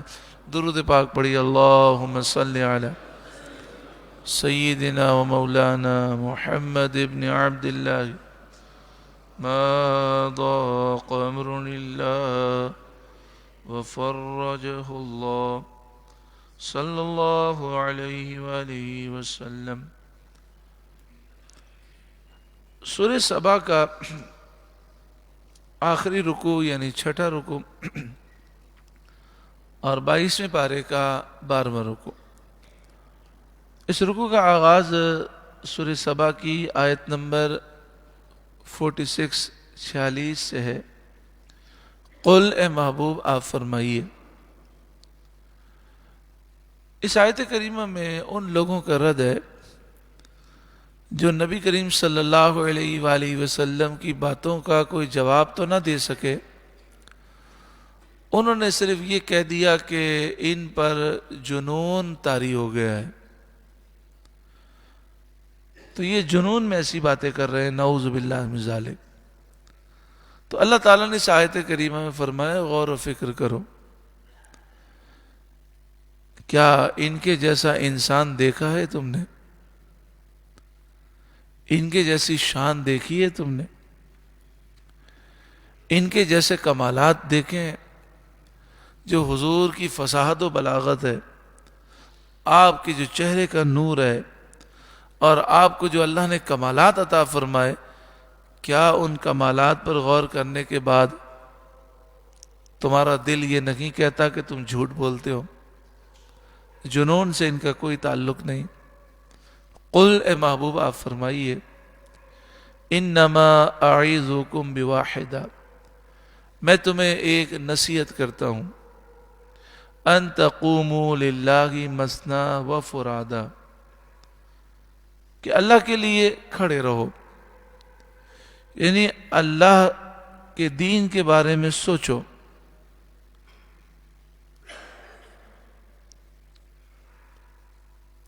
حق کو تلاش کرنے کی نیت سے تم کھڑے ہو جاؤ، تمہاری نیت ہو کہ ہمیں حق مل جائے۔ جو حق کو تلاش کرنا چاہتا ہے اسے حق مل جاتا ہے۔ طرفداری کو اپنے آپ سے دور کرو، تعصب کو دور کرو، ضد کو دور کرو، اور سوچنے کی کوشش کرو۔ ان تقوموا للہ، تو اللہ کے لیے کھڑے رہو۔ مثنا، دو مل کر سوچو، اس سے فائدہ یہ ہوگا کہ تم آپس میں ڈسکس کرو گے اور دونوں کی سوچ مل کر تمہیں فائدہ دے گی۔ وہ فرادا، اور اکیلے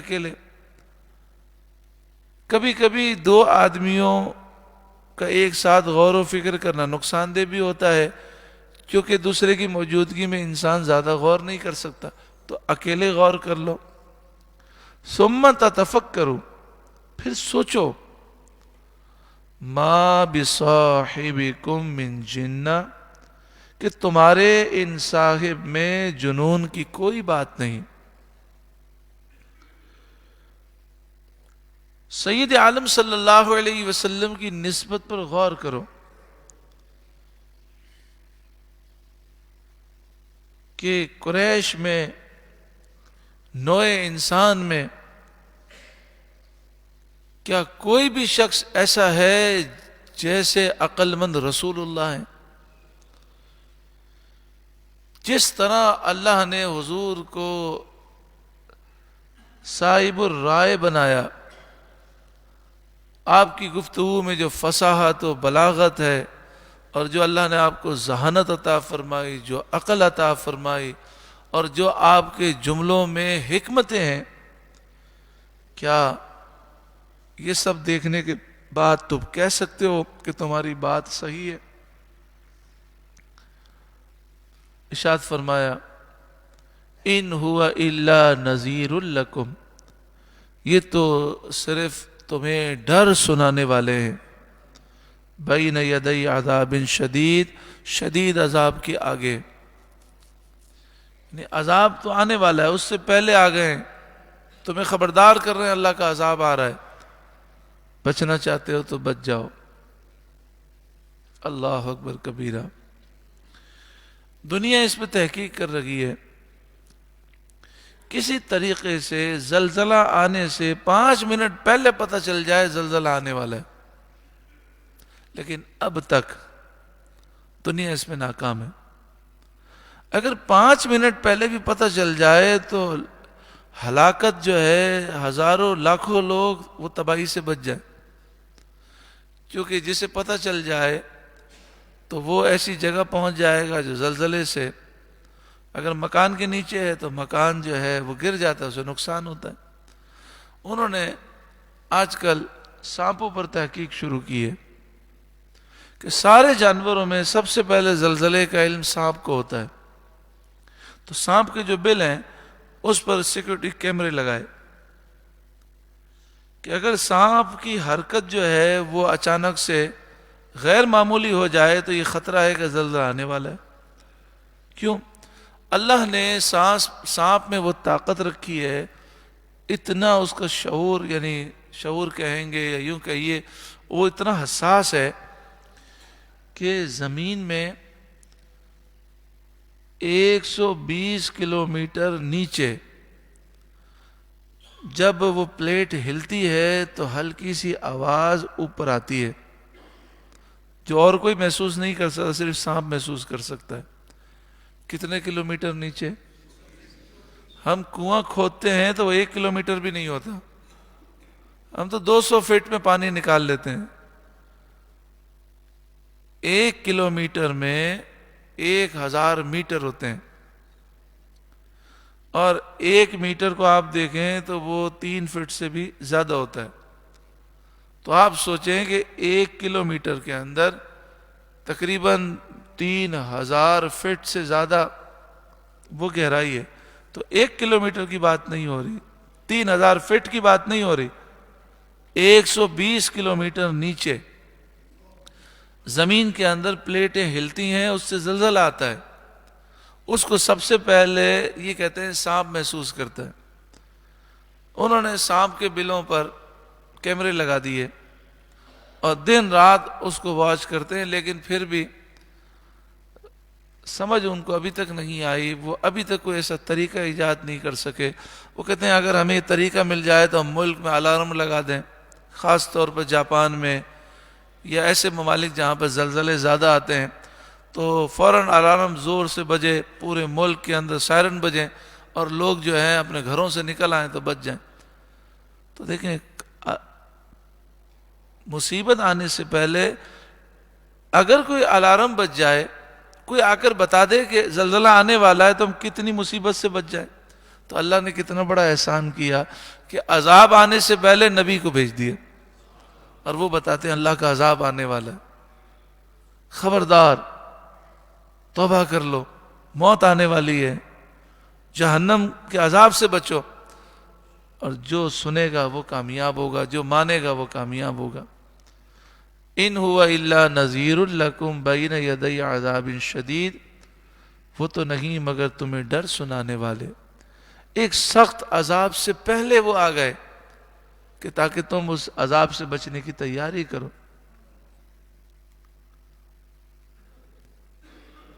قل اے محبوب آپ فرمائیے ما سألتکم من اجر فہو لکم، میں نے تم سے اس پر کچھ اجر مانگا ہو تو وہ تمہیں کو. میں اس تبلیغ دین پر تم سے کوئی معاوضہ، کوئی مزدوری، کوئی اجرت نہیں مانگتا. اگر ہم حضور کی سنت پہ چلنا چاہتے ہیں تو تبلیغ دین کے لیے، دین کی خدمت میں دعا کریں اللہ ہمیں اخلاص عطا فرمائے. جب ہمیں کسی سے کوئی غرض ہی نہیں ہوگی، صرف اللہ کی رضا چاہیے، تو پھر برکت بھی ہوگی، ثواب بھی نصیب ہوگا. ان اجری الا علی اللہ، میرا اجر تو اللہ ہی پر ہے، میرا اجر تو اللہ ہی پر ہے. مثلا ہم چاہیں کہ ہم یہ اچھا کام کریں اور اس کا معاوضہ ہمیں لوگوں سے مل جائے تو لوگ اپنی طاقت کے مطابق دیں گے. لیکن جب ہم یہ چاہیں گے کہ اس کا معاوضہ مجھے اللہ سے ملے تو اللہ تو خالق کائنات ہے. جیسے ہمارے ایک دوست ہیں، وہ نعت پڑھتے ہیں، تو عام طور پہ ہوتا یہ ہے کہ بہت سے نعت خواں جو ہے اپنی فیس رکھتے ہیں، بعض لوگ وقت کا اجارہ کرتے ہیں. کہ بھئی 1 گھنٹہ نعت پڑھیں گے اتنے پیسے لیں گے. بعض لوگ کہتے ہیں اتنا لفافہ چاہیے، یہ چیزیں چاہیے. تو ان کو ان کے استاد نے یہ بات سکھائی. انہوں نے کہا جب تم لوگوں سے مطالبہ کرو گے تو لوگ اپنی طاقت کے مطابق دیں گے. تمہیں نعت پڑھنی ہے، کسی سے کچھ نہیں مانگنا. کوئی پوچھے تو کہا میری کوئی فیس نہیں، مجھے کچھ نہیں چاہیے، میں لوں گا رسول اللہ سے جن کی میں نعت پڑھتا ہوں. اللہ دیتا ہے، وہ تقسیم کرتے ہیں. پھر دیکھو حضور کیسا دیتے. وہ کہتے ہیں الحمدللہ میری 4 فیکٹریاں ہیں اور میں مشہور نہیں ہوں نعت خواہ، مجھے لوگ سیٹھ سمجھتے ہیں، لیکن جہاں موقع ملتا ہے میں نعت پڑھتا ہوں. لاہور میں ہماری فیکٹری ہے، اس نے کہا فیصل آباد میں، ملتان میں، کراچی میں، 4 جگہوں میں فیکٹری ہے، ایک مہینے میں کروڑوں روپے کما لیتا ہوں. تو اگر میں لفافے مانگتا اور کہتا کہ مجھے اتنے پیسے چاہیے تو لوگ کیا دیتے؟ کون دیتا ہے دینے کو منہ چاہیے، دینے والا سچا ہمارا نہیں. تو معاوضہ مانگے کس سے؟ اللہ سے، اس کے حبیب سے. مدینہ منورہ میں ایک بزرگ حاضر ہوئے، سونیری جالیوں پر حاضر ہوئے. وہاں سے باہر نکلے تو ایک صاحب ملے، سلام دعا ہوئی تو وہ اپنے گھر لے گئے، یعنی ہوٹل پہ لے گئے اور ان کو نیا لباس ان کو پیش کیا. وہ بڑے خوش ہوئے، شکریہ ادا کیا، لباس رکھ لیا. تو جن کو پیش کیا وہ اہل مدینہ میں سے تھے، لیکن تھے پاکستانی، لیکن وہیں رہتے تھے. پھر کہتے ہیں دوسری دفعہ مدینہ شریف گئے تو سرکار کی بارگاہ سے حاضری کر کے نکلے تو وہی صاحب مل گئے جو اہل مدینہ میں سے تھے، مدینے میں رہتے تھے. تو وہ ان کو پھر اپنی ہوٹل پہ لے گئے اور ان کو نیا لباس بھی پیش کیا اور ایک بہترین ٹوپی ان کو پیش کی جو بڑی مہنگی اور قیمتی ٹوپی تھی. تو وہ رو پڑے. انہوں نے کہا آپ کی رونے کی وجہ کیا ہے؟ کہنے لگے 12 سال سے مدینہ منورہ میں رہتا ہوں، لیکن 1 سال تو مجھے پتہ نہیں چلا. 11 سال سے مجھے معلوم ہے یہ چیز کہ اللہ دیتا ہے، اس کے محبوب تقسیم فرماتے ہیں. مجھے جب بھی کوئی حاجت ہوتی ہے میں حضور کی بارگاہ میں عرض کرتا ہوں کون دیتا ہے دینے کو منہ چاہیے. کب پہلے آپ جب آئے تھے تو میں حضور کی بارگاہ میں کھڑا تھا، میں نے کہا یا رسول اللہ میرے پاس اب لباس نہیں ہے، بہت پرانا ہو گیا، لباس پھٹ گیا ہے، مجھے نیا لباس چاہیے. میں باہر نکلا تو آپ اپنی ہوٹل پہ لے گئے، مجھے نیا لباس دے دیا. اور ابھی میں نے کہا یا رسول اللہ میری ٹوپی پھٹ گئی ہے، مجھے جو نئی ٹوپی چاہیے، تو آپ نے لباس بھی دیا اور ٹوپی بھی دی. کہنے لگے 11 سال ہو گئے، میرا معمول ہے، مجھے جس چیز کی ضرورت پڑتی ہے میں حضور کی بارگاہ میں درود و سلام پیش کر کے عرض کرتا ہوں، اسی وقت یا تھوڑی دیر میں میری یہ عرض پوری ہو جاتی ہے. تو اگر ہم دین کے کاموں میں اگر یہ نیت کر لیں مجھے کسی سے کچھ نہیں چاہیے، اللہ سے صلہ چاہیے، تو رب کائنات، خالق کائنات جب عطا فرمائے گا تو اللہ کی تو شان بہت بلند و بالا. کوئی کیا دے گا؟ 500 روپے دے گا، 1000 دے گا، 10,000 روپے دے گا. رب تو خالق کائنات ہے، اس کے خزانے میں کوئی کمی نہیں. ان اجریہ الا علی اللہ، میرا اجر، میری اجرت تو اللہ ہی پر ہے. وَهُوَ عَلَى كُلِّ شَيْءٍ شَهِيدٌ، اور وہ ہر چیز پر گواہ ہے. قل، اے محبوب آپ فرمائیے، ان ربی یقذف بالحق، بے شک میرا رب حق پر القاء فرماتا ہے. یعنی اللہ تعالی حق کو اپنے نبیوں کی طرف بھیجتا ہے. علام الغیوب، وہ رب جو غیبوں کو بہت زیادہ جاننے والا ہے. قل، اے محبوب آپ فرمائیے، جاء الحق، حق آ گیا. وما یبدئ الباطل وما یعید، اور باطل نہ پہل کرے اور نہ پھر کر آئے. یعنی شرک اور کفر مٹ گیا، نہ اس کی ابتدا رہی نہ یہ دوبارہ آئے گا، مراد یہ ہے کہ وہ ہلاک ہو گیا۔ قل اے محبوب آپ فرمائیے، ان ضللت، اگر میں بہکا، فإنما أدل على نفسی، تو اپنے ہی برے کو بہکا۔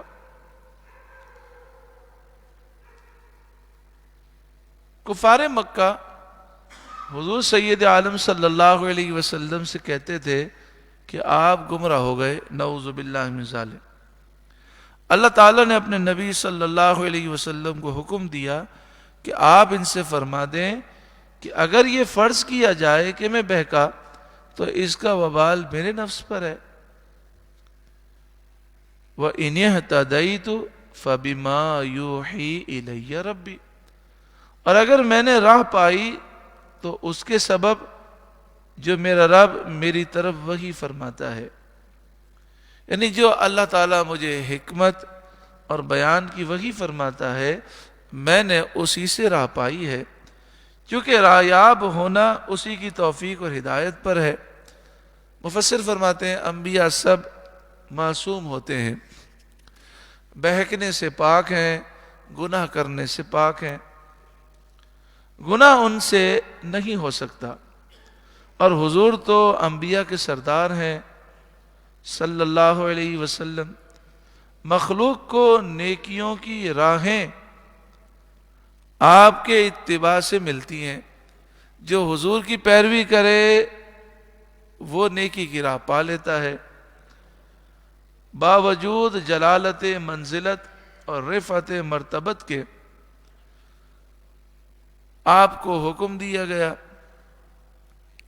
کہ آپ یہ فرمائیں، اس میں یہ فرمایا گیا کہ اللہ تعالیٰ نے اپنے محبوب کو، اپنے نبیوں کو گمراہی سے بچایا، لیکن تم یہ جو دعویٰ کرتے ہو تو غور کرو، میرے پاس تو حکمتیں آئیں، اللہ کی طرف سے وحی نازل ہوئی، تو وحی پر اگر تم بھی عمل کرو تو تم گمراہی سے بچ جاؤ، تو جس پر وحی نازل ہو وہ گمراہ کیسے ہو سکتا ہے؟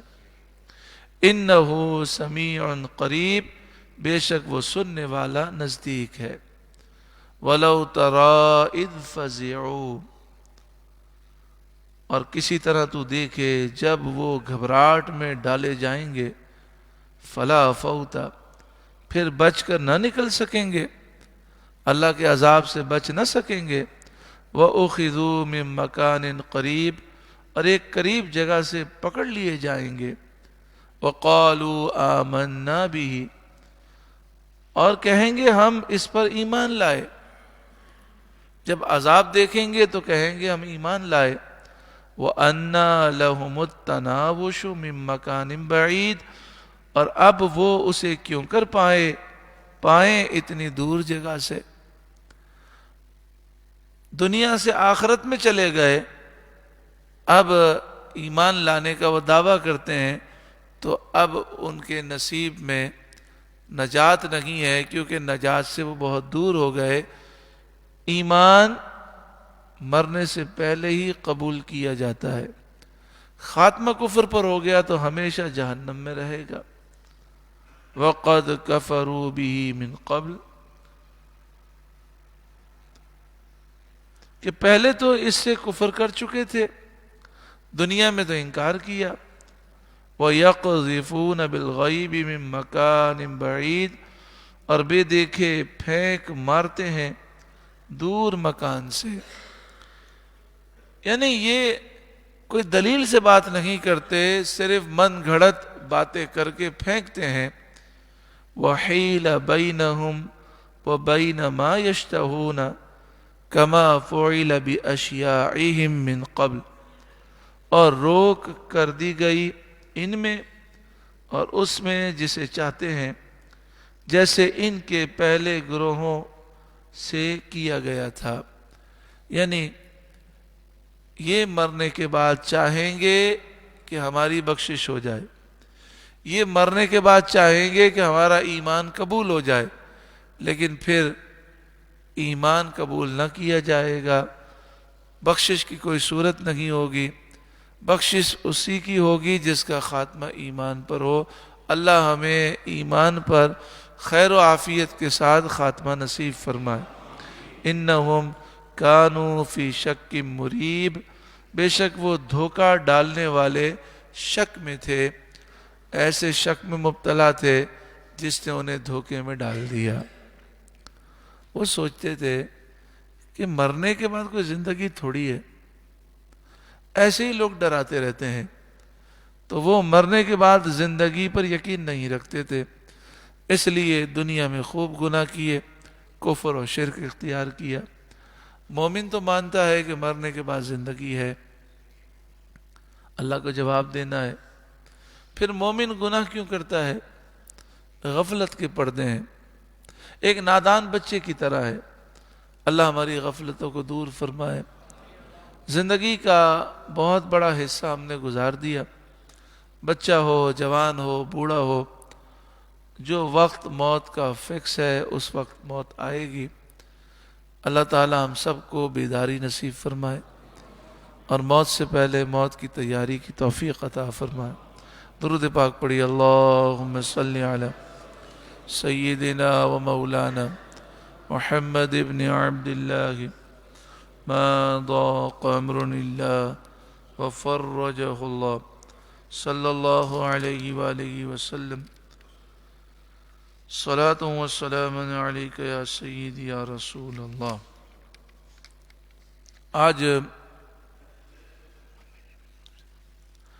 آج صحابی رسول سیف اللہ،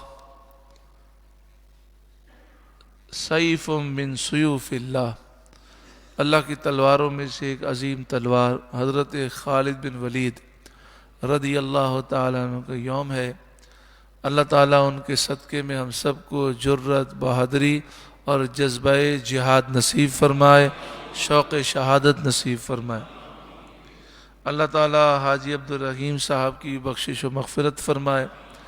جتنے بیمار ہیں سب کے لیے دعا کریں۔ ایک بھائی کی والدہ بیمار ہیں، ایک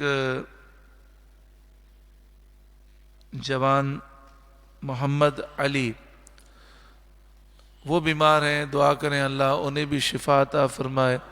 یا اللہ جتنے مسلمان بیمار ہیں سب کو تمام بیماریوں سے شفا عطا فرما۔ بسم اللہ الرحمن الرحیم، الحمد للہ رب العالمین، والصلاة والسلام علی سید المرسلین، یا رحم الراحمین یا رحم الراحمین یا رحم الراحمین۔ اللہم ربنا آتنا فی الدنیا حسنہ وفی الآخرۃ حسنہ وقنا عذاب النار۔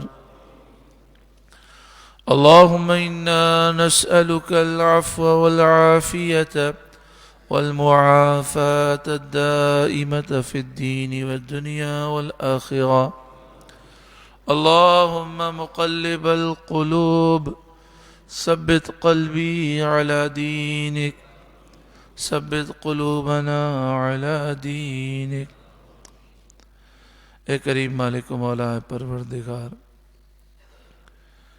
ہم نے جو قرآن پاک کی پیاری پیاری نصیحتوں کو سماعت کیا، یا اللہ مجھے بھی اور تمام سننے والوں کو عمل کی توفیق عطا فرما۔ یا اللہ اس قلیل بے وفا فانی مختصر غرض اور مطلب کی دنیا کی حقیقت سمجھتے ہوئے ہم سب کو موت سے پہلے قبر و آخرت کی تیاری کی توفیق عطا فرما۔ اے اللہ جو ہم نے گناہ کیے ہم ان گناہوں پر شرمندہ ہیں، ہم نے توبہ کی اور یہ عزم کیا کہ آئندہ اپنے آپ کو گناہوں سے دور رکھیں گے۔ یا اللہ ہماری توبہ قبول فرما، ہمیں توبۃ النصوح عطا فرما، ایسی توبہ عطا فرما کہ پھر ہم کبھی گناہ کے قریب نہ جائیں۔ یا اللہ ہمیں ایمان کی سلامتی عطا فرما، ایمان و عافیت کے ساتھ، خیر کے ساتھ ہمیں خاتمہ بالایمان نصیب فرما۔ اس حال میں موت عطا فرما کہ تو راضی ہو، تیرے محبوب راضی ہو۔ سچی توبہ پر ہمیں مرنا نصیب فرما۔ یا اللہ جب تک دنیا میں رہیں ہم سب کو صحت، تندرستی، عافیت کے ساتھ درازی عمر بالخیر عطا فرما، ایک ایک لمحے کی ہمیں قدر عطا فرما، خوب تیری عبادت کرنے اور خوب تیرے دین کی ہمیں خدمت کی توفیق عطا فرما۔ اے اللہ ہمیں ناموس رسالت کا محافظ بنا، عقیدہ ختم نبوت کا محافظ بنا، ہمیں مجاہد اسلام بنا، جذبہ جہاد اور شوق شہادت نصیب فرما۔ یا اللہ دین کو تخت پر لانے کے لیے، ملک میں نظام مصطفیٰ قائم کرنے کے لیے ہمیں کوشش کرنے والا بنا۔ یا اللہ ہماری ظاہری، باطنی، جسمانی، روحانی ساری بیماریاں، برائیاں، عیوب، گناہوں کی عادتیں دور فرما، ہماری ساری مشکلات آسان فرما، ساری مصیبتیں، آفتیں، بلائیں، بیماریاں